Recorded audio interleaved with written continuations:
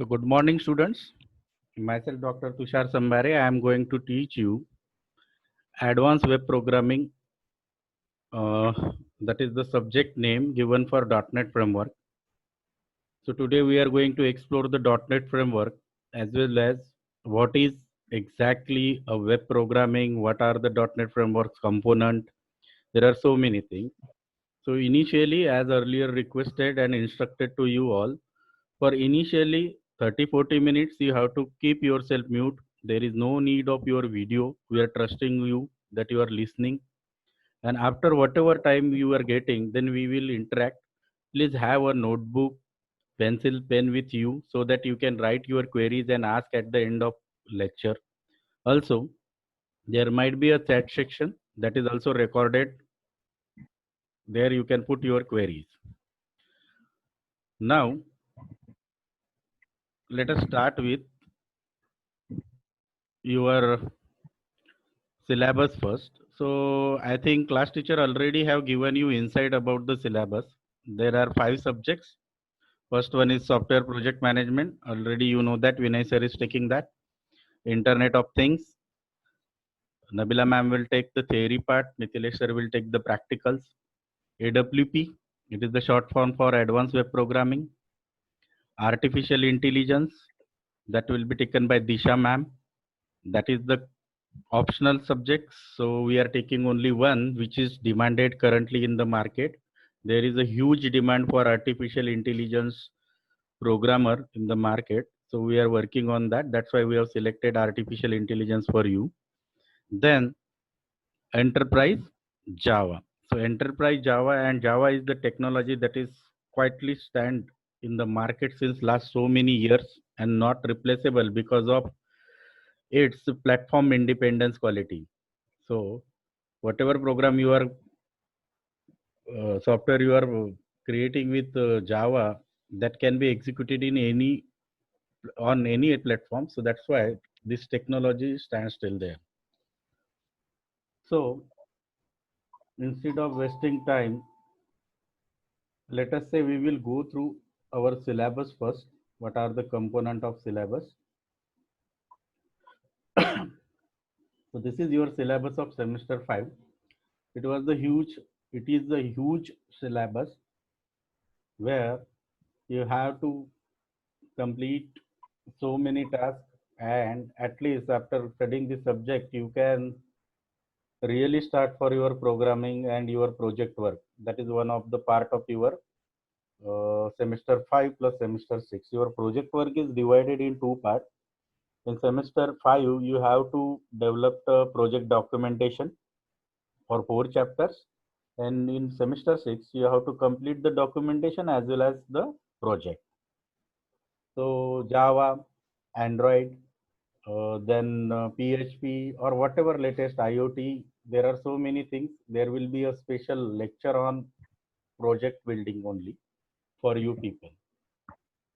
So just I'll take an overview of this. Subject code is USIT 503. Name is Advanced Web Programming. As per the university circular, in normal condition, we have to conduct 5 theory lectures for this subject. Right now, we are not able to conduct that one, but still, we will try to cover as many as syllabus possible. So first unit informs us about what is exactly a .NET, what are its components, then the language components, what comes under the .NET framework. Then as per our syllabus is stated, .NET framework can be taught with many languages because that are part of .NET framework. So as per syllabus, we have to go with C Sharp, but we will take some introduction about VB, that is Visual Basic Language. Then as a C Sharp is our .NET language, we are going to learn some language basics. So already you are learning languages, so many data types that are the simple one. And the first unit, types, objects, namespace, these are the part of component of .NET. So you need to understand. In first year you have learned the programming language. In second year you have learned the programming language. So This particular syllabus tells you to learn the programming language within 2 units only, two chapters. It is not the complete unit. First is introduction to .NET, and then second two chapters are going to complete total programming language. This is because already you have learned the programming languages.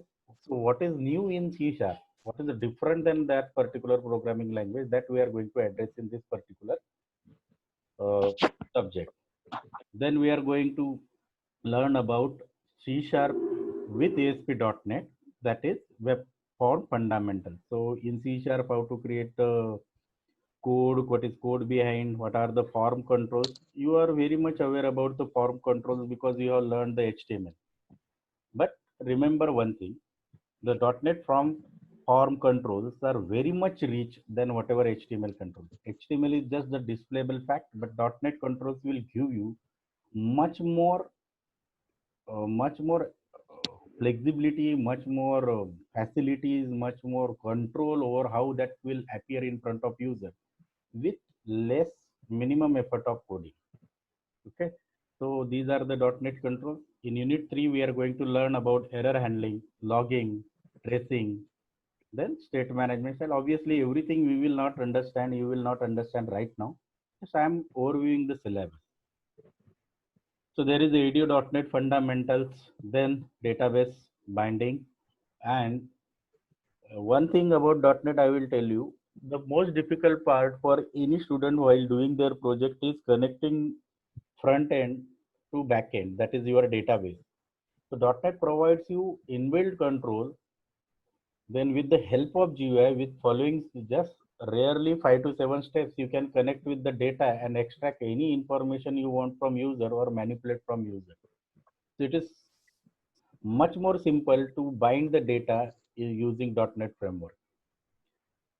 For binding that data, .NET, what .NET is come up with, they are giving you the data controls. So that means built-in controls are there with setting some properties. Directly you can connect with a huge database table, and then you can view that particular data in grid view. You can format them, you can add, insert, edit, delete, sort, everything you can do. So there are built-in controls. That is one of the thing of .NET. And as you know that XML is, I think it is not covered in your first year. Previously, like in last syllabus, that was supposed to be part of your first year syllabus of HTML or web programming, but now it is not there. Still, XML, you know that extended markup language is now world-class protocol for data traveling and data validation. .NET also supports that, so that we will also learn along with .NET. And whenever you are learning with .NET, we will also explain what exactly different you are getting. Then with the .NET, how your application, because we are trying to develop an application that is a web application. You know that as you are an IT student, the web applications are so vulnerable. They are subject to attacks with hackers. So in regards with that, how .NET provides you security. Again, the thing is that .NET is a thing that gives you inbuilt GUI related security management. So that means you do not have to code as much for making authentication and authorization. So that part we are going to learn. And this is the last one, ASP.NET with Ajax, the asynchronous JavaScript. This is the most interesting part I found in this particular syllabus.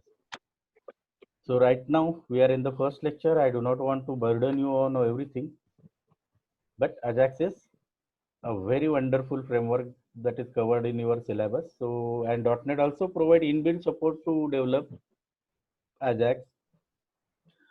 So we are going to cover each and everything as prescribed in your syllabus, whatever related to, also we will cover whatever related to your project building that might not be mentioned in this particular syllabus.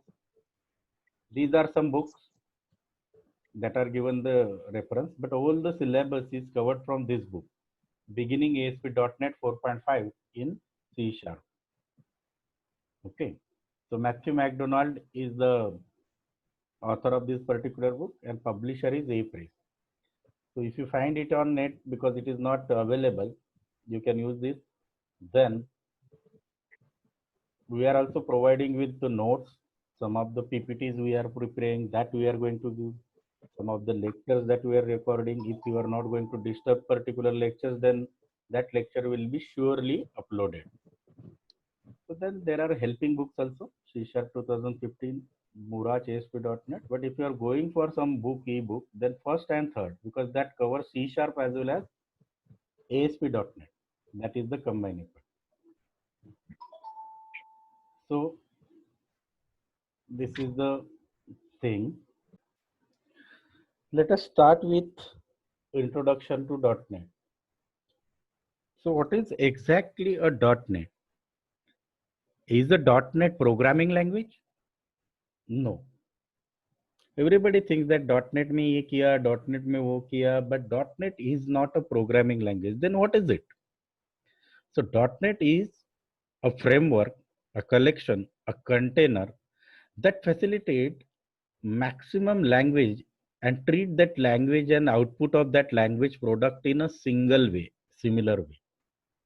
So as of now, when we will finish this particular introduction part, you will come to know what exactly a .NET. But as of now, to start with, you can think of, so .NET is a repository where multiple language can reside, how they reside, what are the rules and regulation for working and functioning multiple languages in .NET environment. That is our next part. So that means .NET is not a programming language, but it is a repository. It is the framework. It is the component that helps many languages to work together in a single environment. So that is the first thing. So .NET is not a language. Inside the .NET framework, C Sharp might be the language. C Sharp is the language. VB is the language. There are almost 37 languages that are as of now supported by the .NET. So that means your PHP program can be also part of .NET. But obviously, individually existence of C Sharp is different and C Sharp with .NET is different because there are some little bit changes has to be done in C Sharp, VB, PHP, C++, Python to be part of .NET framework. So is the programming rules and syntax are going to change in .NET about that language because they are part of now .NET? No. Whatever syntax you are doing in Python or in C Sharp as an individual component after installing Python or after installing C Sharp individually, same similar syntax you can use in .NET framework itself. What that exactly means? That means there is no syntax change. Then what is exactly change? Then what is the difference between a C Sharp, which is part of .NET, C Sharp, which is individually exists, Python, which is part of .NET, which is also individually exists. So difference is that there is no syntax change, but those languages which are part of .NET framework, internally their data type are of same length, same type, same capacity. So which is not there. So if you are going to take an example of C++ or C language and then Python and then object-oriented PHP or any other languages, every language comes with some specification of their data types. So what is exactly their data type? So let us say integer.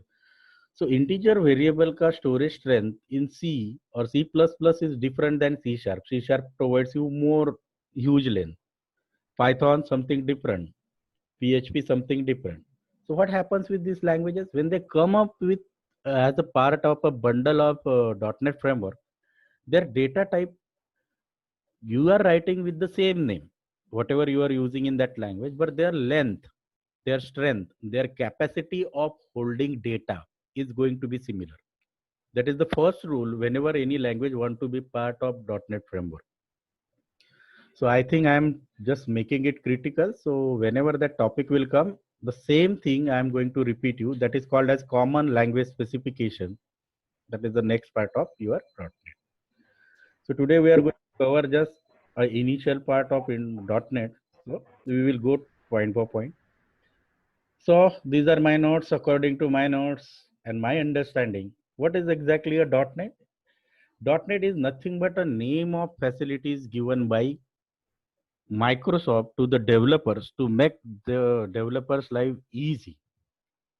So that means it is providing you such a facilities, then you do not have to code lines of number of lines.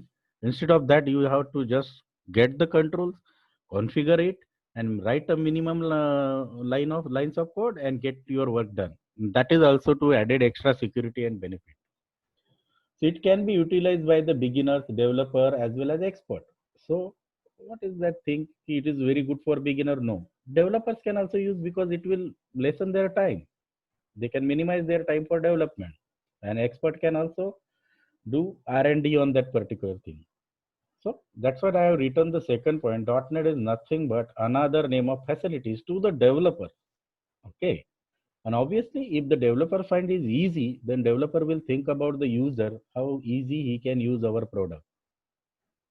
So what is exactly a .NET? I have already told you it is not a programming language. So it is one bundle integrated environment that comes with the name of Visual Studio .NET. So what is Visual Studio .NET? Actually, when we call Visual Studio .NET, it is an editor, integrated development environment. So what is IDE in short? So what is that? So IDE is the runtime environment that provides multiple type of languages, multiple type of technologies to work under the same platform at one place. So whenever you are installing Visual Studio .NET, so that means you are installing .NET. Yes, you are installing .NET framework, but that .NET framework will be working background in the background. So what is your Visual Studio? It is editor only. What kind of editor? Notepad. You know that Notepad, in Notepad we can write anything. Similarly, like in Visual Studio, we can write the code of several programming language. But one thing is important here. The Visual Studio .NET editor is also a IDE. That means whatever code you are writing in that particular editor, it come up with the support of .NET environment that is running in the background, and also so many programming language ka support. Whenever you are writing code, there are obviously some facilities that we are going to cover up later. So what is the Visual Studio? It is an editor. It is also a development tool for building ASP web application. So you can write only C# in Visual Studio .NET. No, you can write as many as language supported by .NET in same studio, same place in under one environment. You can also develop a web services. We will come back to that particular topic again. So desktop application, that means I mean to say here standalone application. So what I think, once I've asked some of the student what exactly the type of application we are having, there are so many types of application we are having. So desktop application that runs on individual machines that do not connect it to need not to connect to internet and still they work fine. For example, your media player. Web application, you know that connects with internet and work on net. Another application types we are having mobile application. So here in .NET, you can also develop mobile application, but obviously that are going to Windows-based mobile application that are not going to be Android-based application. Using third-party vendor tool, we can also integrate Android, but it is better to use Android Studio, and that is next semester part. So in .NET Studio, what are there? You can also use Visual Basic .NET. We can also use Visual C# .NET. We can also use Visual J# .NET. All other languages. So when we are saying Visual Basic, Visual C++, Visual C#, that is our C#, Visual J#, these are the name of languages. Why visual? Because using that we are going to develop a UI component. That's why the name visual is given. This is all programming language we can use in the same integrated development environment. So IDE, whenever I'm right now, henceforth I'm referring IDE. IDE means .NET IDE. Okay. So Visual Studio is editor. In that software, when we are installing that, along with that software, पहले आपका IDE install होता है और IDE के साथ में .NET framework install होता है जो बैकग्राउंड में रन होता है whenever you open the Visual Studio editor. So compile the code. What we can do? Write the code here. We can compile the code here, debug the code here. Any like same thing like any other IDE like Notepad++ is there that also helps you. But these IDEs are having limitations. Okay, these IDs are having limitations. Whenever I'm going to show you what is the exact use of .NET or Visual Studio IDE, you will amaze with the facilities and resources they are providing. So as you know that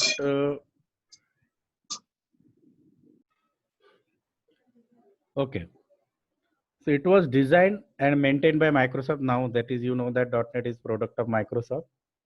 So when it was found, it was come up. It was the idea of researcher of Microsoft that is actually started in year 2000.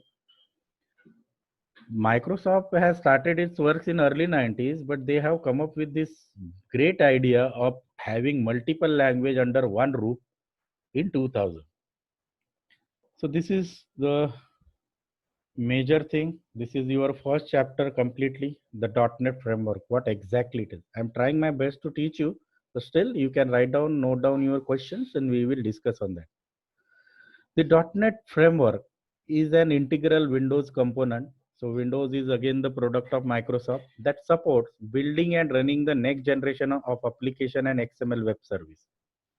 So as you can see on the screen, this is the simplest diagram of .NET framework.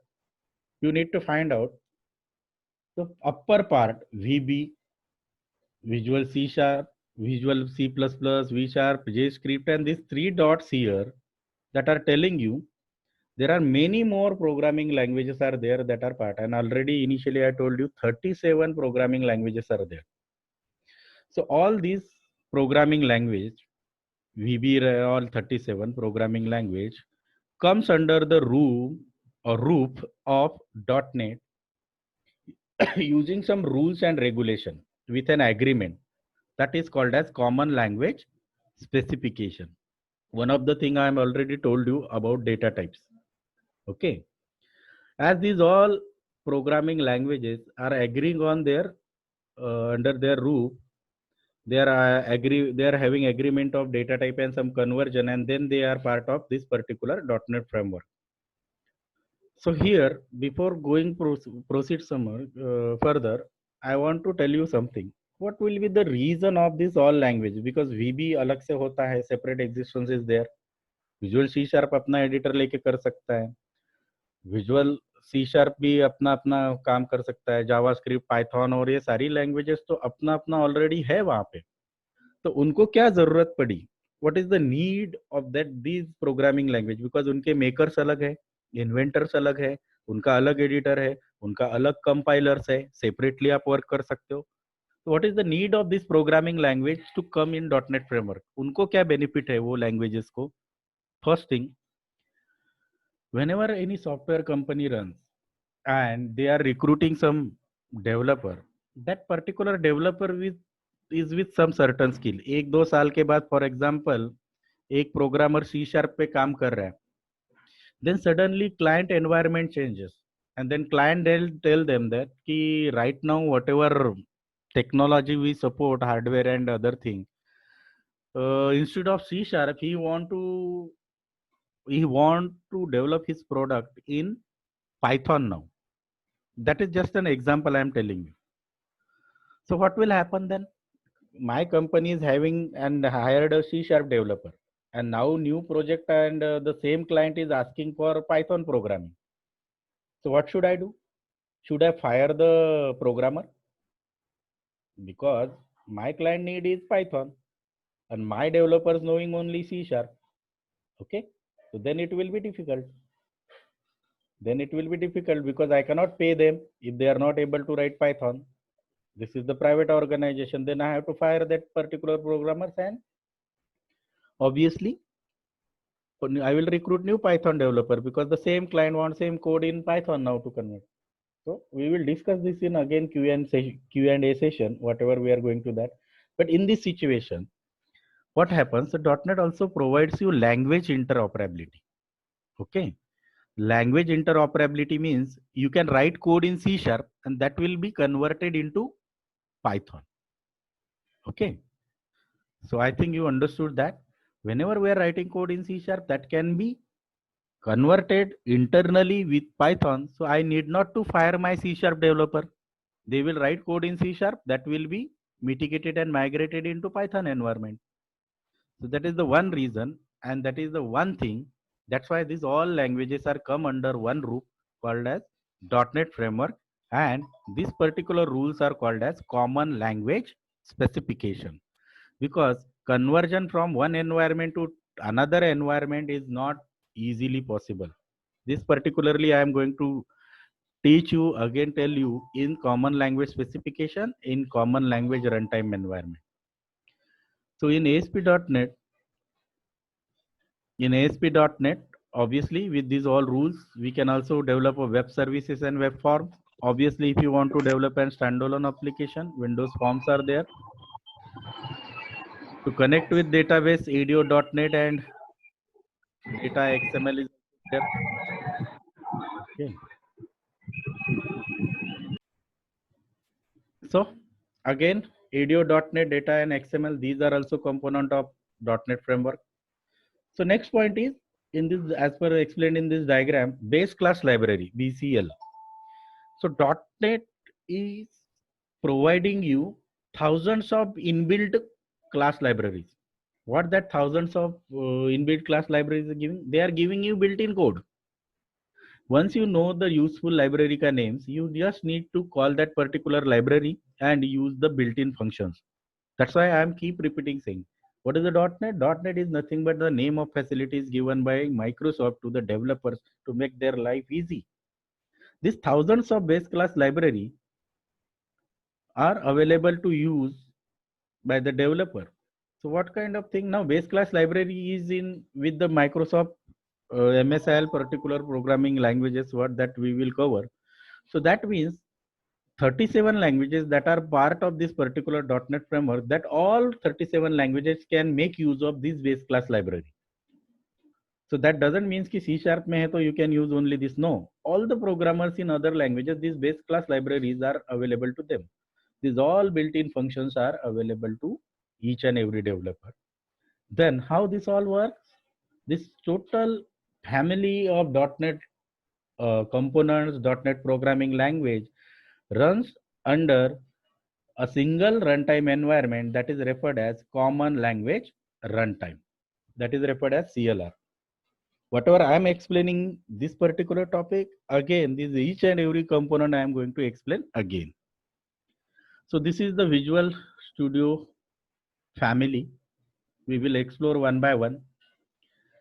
So ASP.NET provide core web infrastructure such as web form and UI development, web service development. It also provides you interface development, Windows platform, forms. So what is ADO.NET? Active Data Object.NET. That means you can also easily deal with database, data set. If you don't want your traditional data set, you can use XML as your database for them. Also, there are some controls that gives you easy data access. The core base class library provides such as security, transaction management. So you need not to write hundreds of lines of code to achieve security. You just need to call a base class library ka some function and you can use. So what is the transaction management? Again, the database ka insert, update, edit, delete. You can write in simple single or 2-3 lines ka code. So .NET framework provide you the common language runtime, which is responsible for maintaining execution of all applications developed using the .NET library, as I earlier explained. So these are the components, and we are going to look the important components one by one. Okay, I have earlier tried to explain that, but once again, specifically we are going to learn. So you know that .NET architecture ka one part is CLR, Common Language Runtime. So .NET Framework provide runtime environment which is called as Common Language Runtime. अभी तक जितना मैंने description दिया इसके हिसाब से आपको पता चलना होना चाहिए कि there are multiple language that can run in single environment, and to run them and to produce the same single kind of output code, executable code, they need to have a common language runtime. So languages, they will exist, they will compile in with their compile, but with the help of common language runtime, their executable code will be the same. Okay. So it is called as a heart of .NET framework, because using these rules, common language runtime or running execution environment, all the programming language which are compiled by their different compilers are assembled into Microsoft code. That code is called as managed code, or another name is MSIL, that we will commit. That is also referred as Microsoft Intermediate Language Code. So that means the structure is same. Any programming language in .NET Framework compiles with its own compiler, and after that compiled code is converted into Microsoft Intermediate Language. So what is happening there?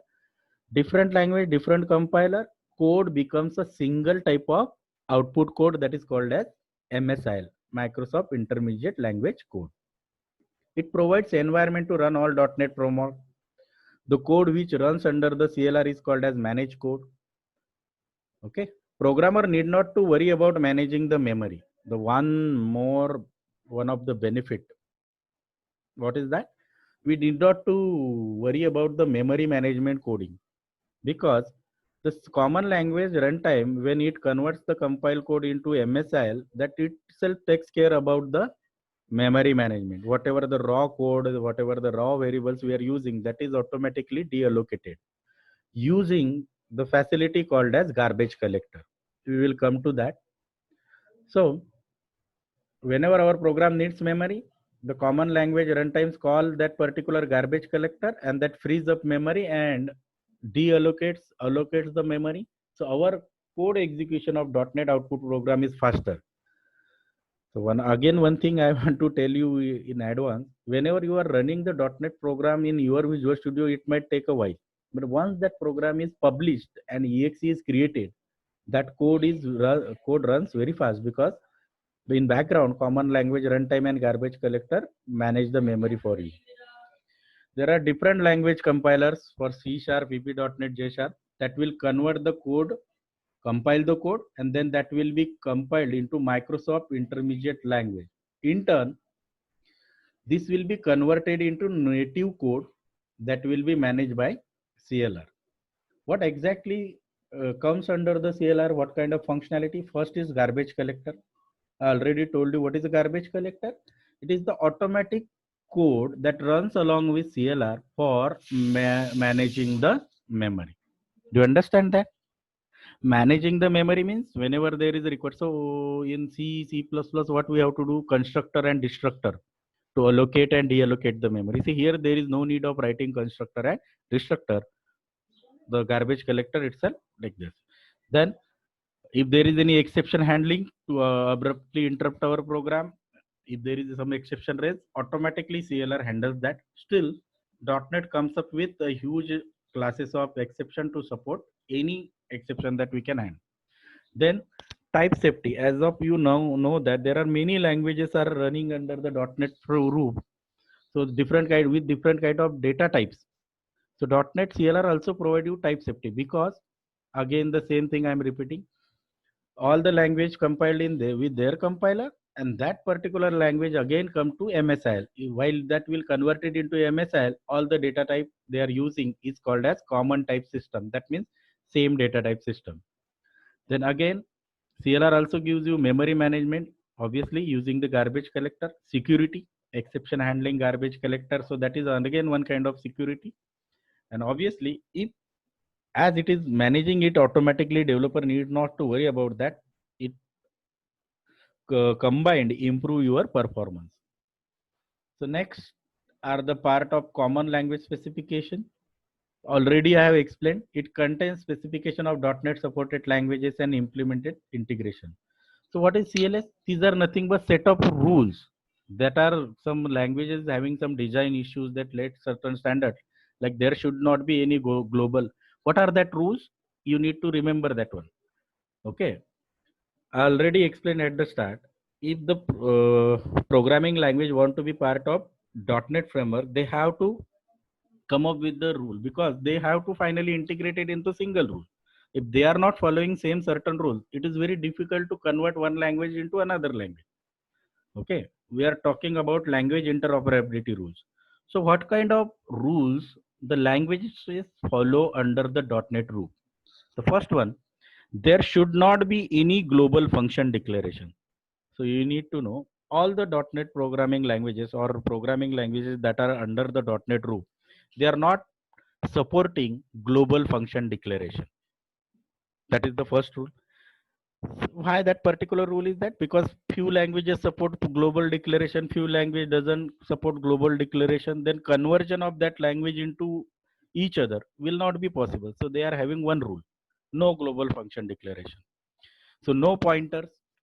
Next rule, you know that C++ is having pointers, but pointers directly points to memory, and the pointers are the main reason that hackers crackers can directly reach to your memory of your system. So that's why there is a global rule, no pointers. That also enhance the security. Again, you know that many programming object oriented languages supporting inheritance. Yes, it is the basic thing, but no multiple inheritance, because multiple inheritance is also a threat to security. That's why all the programming languages under the .NET group do not support multiple inheritance. Again, I am going to explain the one thing again repeatedly, that these languages separately might having pointers, might having global function declaration, might having multiple inheritance, but under the .NET root, under the .NET, they will not having this global function, no pointers, and multiple inheritance. They will not support. Reason the same. If you want to have a language interoperability, एक language का code दूसरी language में convert करना है आपको, so you need to be come up with the same simple single type of rules. So that, and again the data type, that is the next point. The important point here to note is that if we keep our code within CLS boundary, our code guaranteed to be usable in any other .NET language. So this is my point here to tell you. This is nothing but language interoperability rule. If all the languages are following that rule, obviously you can convert one language into another. Example, in C Sharp, every statement must have end with semicolon. But in VB.NET, each statement should not be end with semicolon. There is no need of semicolon. So each and every language having different syntax rules. .NET doesn't avoid you, .NET doesn't ban you to use your syntax. Your syntax is not changing. Whatever writing pattern, whatever variable name, whatever data type name you are writing, it is going to be the same. It is, but it is going to be different than other languages. So what CLR does? CLR uses CLS rules when that after the compilation. So that's why, sorry. So the syntax rule from language to language differ from but. So what CLR does? CLR can understand all language syntax because it is in .NET. Each language is converted finally into single understandable code by .NET execution environment, that is called as MSIL. After compilation of MSIL, the code is in language specific CLR. So I want to give you one example here. So for example, C Sharp code will be compiled into C Sharp by C Sharp compiler. Then that code will be compiled into MSIL. Okay, so one step is here. So obviously, then MSIL code will be compiled into Python, and we can also recreate the Python code. Okay, so how that can be possible to convert? There is another point called as CTS, but this topic I will take it at another day. Please remember this particular thing. So hope you have learned something in today's lecture, because this is the first online lecture for you. I do not know. Uh, so this is all for today. You are welcome for your questions. You can unmute yourself and you can ask your question.